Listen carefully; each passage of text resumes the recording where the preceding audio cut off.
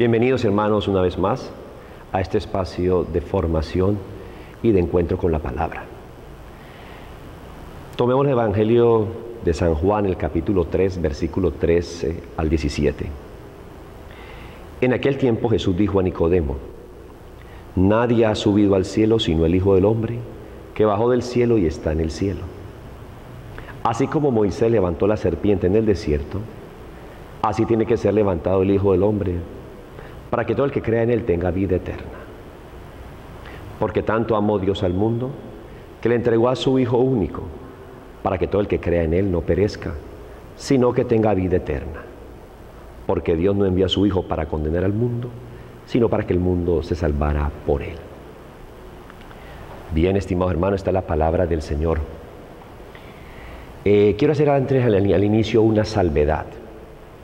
Y es que en algunos países iberoamericanos, hablamos Costa Rica, Panamá, Ecuador, para el día hoy, septiembre 14, celebran la exaltación de la Santa Cruz. Por eso el texto del Evangelio está haciendo referencia, y todas las demás lecturas del día de hoy, domingo, hacen énfasis en la cruz. Y en algunos países distintos a estos, se tiene otro evangelio, como por ejemplo, para hoy también está el evangelio propuesto de que cuando el Pedro le pregunta a Jesús: ¿cuántas veces tengo que perdonar a mi hermano? 7 veces.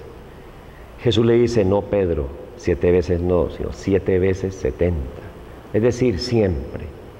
Entonces lo que vamos a hacer hoy en el día es, hablaré de la experiencia de la cruz, y vamos a unir también la experiencia del Evangelio a través del perdón, de lo que quiere manifestar Jesús a Pedro, para que podamos enlazar y conjugar esta experiencia de la palabra en todos los ámbitos, y en los diferentes países, y en las diferentes ciudades, donde puede hacer una cierta variación a la liturgia para poder darle un mayor énfasis y reflexión a la palabra. Bien. La Santa Cruz, en algunos países la celebran el 3 de mayo, otros el 14 de septiembre. Litúrgicamente son válidas ambas celebraciones. Por eso dediquemos unos espacios para hablar sobre la cruz. Recordemos cómo los padres de la Iglesia nos enseñan y nos dan unas reflexiones muy propias acerca de la cruz. Hablemos de cómo en la antigüedad pudimos observar en el Génesis a una mujer, un árbol y una muerte, la muerte de Adán. 3 herramientas con las que el demonio pudo vencer al hombre: a través de una mujer, un árbol y una muerte, la muerte de Adán. 3 herramientas que el maligno utilizó, con las que tentó al hombre, y el hombre cayó. En un árbol, el árbol del bien y del mal, la serpiente engaña a Eva, y Eva seduce a Adán, y comen del fruto. Nos lo narra literalmente el Génesis. Vemos entonces ahora cómo el hombre queda derrotado. La condenación eterna se abre para el ser humano. Se desencadena la muerte. Más tarde, Caín mata a su hermano de sangre, Abel. Se desencadena una serie de problemas y tragedias para toda la humanidad.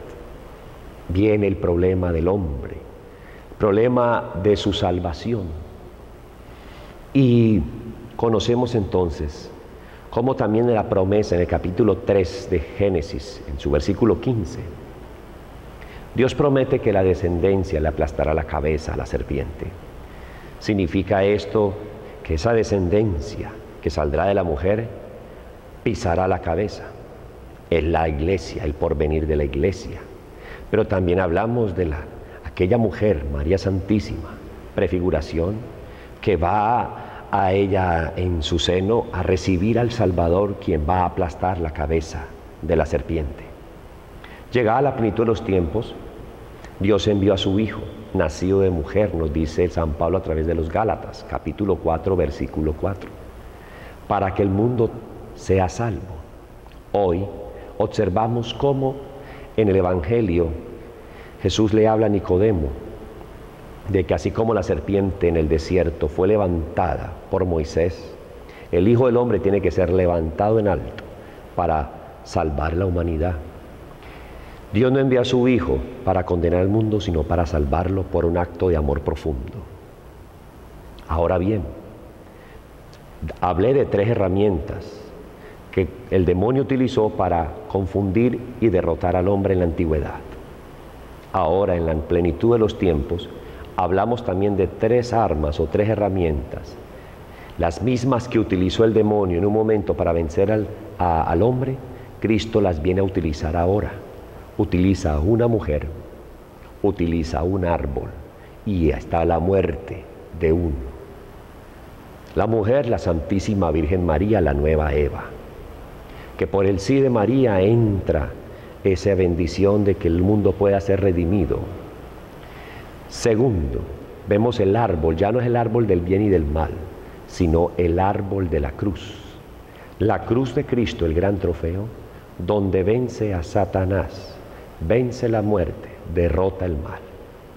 Y vemos la muerte de alguien. Ahora, si en la antigüedad fue la muerte de Adán, ahora vemos la muerte del nuevo Adán, Jesucristo. Jesucristo era necesario morir para los que estaban muertos, Él los pudiera levantar. Es la gran redención que Cristo opera muriendo en la cruz.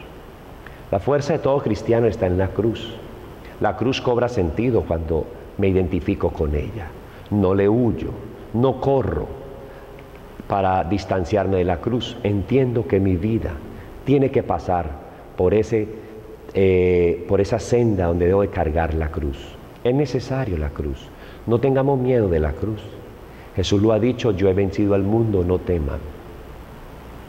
Verdaderamente, todos nosotros llevamos una cruz, llevamos situaciones difíciles. Nos quedamos a veces sin fuerzas. Pero cuando miramos a aquel que ha sido traspasado en la cruz, entendemos que ahí está el fin último nuestro.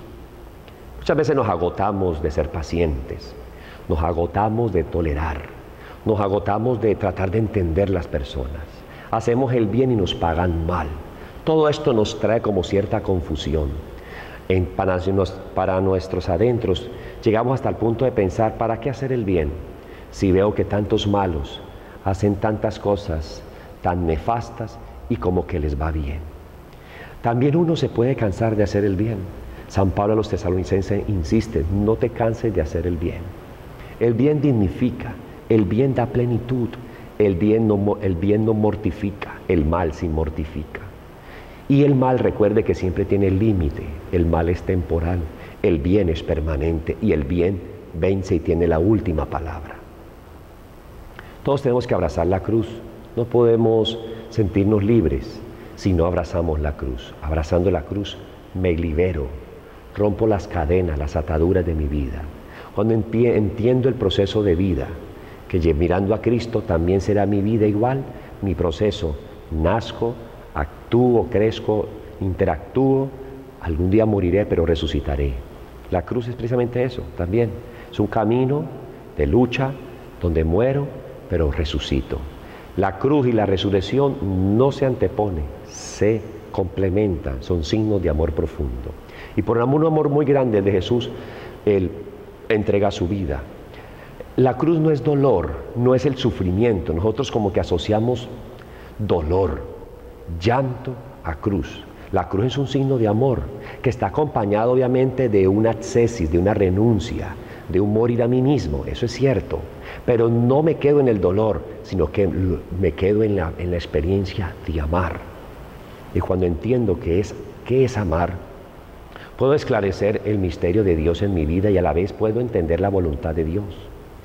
Hoy nos lo dice también en el otro evangelio que se plantea para otros países dentro de la liturgia, cuando Pedro habla sobre la necesidad de perdonar y que tenemos que perdonar solo hasta 7 veces, vemos ahí cómo hay una pobreza mental y también, podríamos decirlo así, espiritual en Pedro. Porque Pedro le está colocando una medida y una cuenta al perdón. Como que yo le coloco una tarifa y de acuerdo a tantas veces yo perdone, estaré ya tranquilo. Ya después de terminar mi tiempo o la medida del perdón o de perdonar a alguien, ya como que cumplí. De ahí puedo pasar al odio y puedo pasar al rencor. Jesús le dice, no, Pedro, yo te digo que 70 veces 7, significa siempre, Pedro, tienes que perdonar. El dinero es algo cuantitativo, se nos acaba con mucha frecuencia, el dinero se escasea. Por eso tenemos que contarlo, tenemos que financiarnos para una buena administración porque el dinero se acaba. Nosotros nunca contamos cosas que no se acaban. Jamás contamos posiblemente cuántos vasos de agua yo me he tomado en un mes, en 2 meses. Nunca lo puedo pensar, ni me dedico a preguntarme, porque para mí no es cuantitativo. Para mí no es necesario estar contando cuántos vasos de agua me he tomado en un mes, porque esencialmente no es escaso. Ahora, si voy a hablar del dinero que es escaso y se va acabando y tiende a acabarse, pasa que sucede lo mismo aterrizándolo al Evangelio. Si yo le coloco una medida al perdón es porque en mí está escaso perdonar.